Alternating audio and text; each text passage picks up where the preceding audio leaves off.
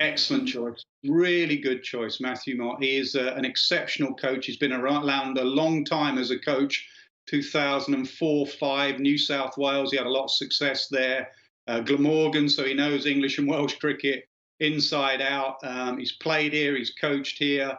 I met him in the middle in the Women's World Cup, where he's gone 40 out of 42 games they'd won on a row. They've won 4 Ashes under Matthew Mott, 2 T20 World Cups, a 50-over World Cup, the Aussie women. And he took a good side and made them into a great side, arguably the greatest women's cricket team there's ever been, Matthew Mott. And there are, signs there with the England side. Rob Key said last week he wanted someone to come in and put the cones down for Owen Morgan.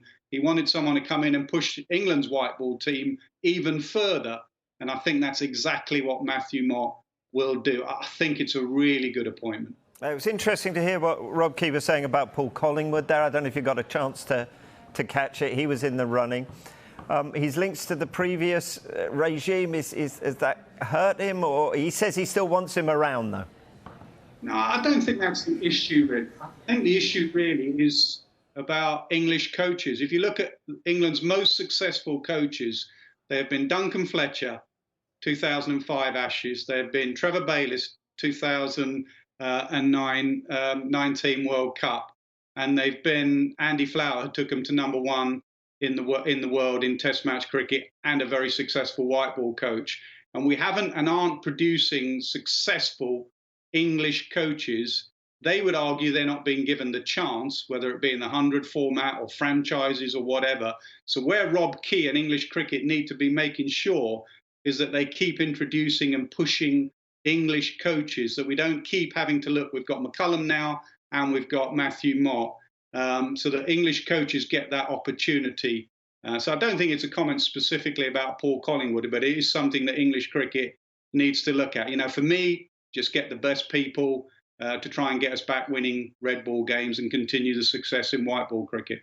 On selection more generally, Rob Key said that there will be a head selector again. Chris Silverwood got rid of that role. For you, how much is that the right call? I think it is the right call. Otherwise, you put all your eggs in one basket, really. And then when things go pear-shaped, it's nice for a time for the coach just to hand it over to selectors. Also, as a coach, as Brenda McCullum will find, you're constantly on the road.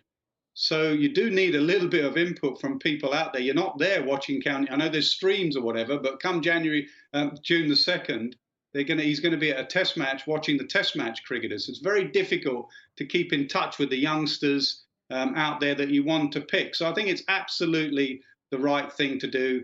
It's a very important role that you get that head selector. I haven't even got my head around the names that Rob Key could go down. I think he's taken his time simply because you can get all these other things in place, but if you don't pick your best players, then it doesn't matter how good your coach are, how good your captain is, you're wasting those selections. So the national selector, which will be next on Rob Key's radar, you could argue is probably the most important, because I'd say selection is more important than coaching.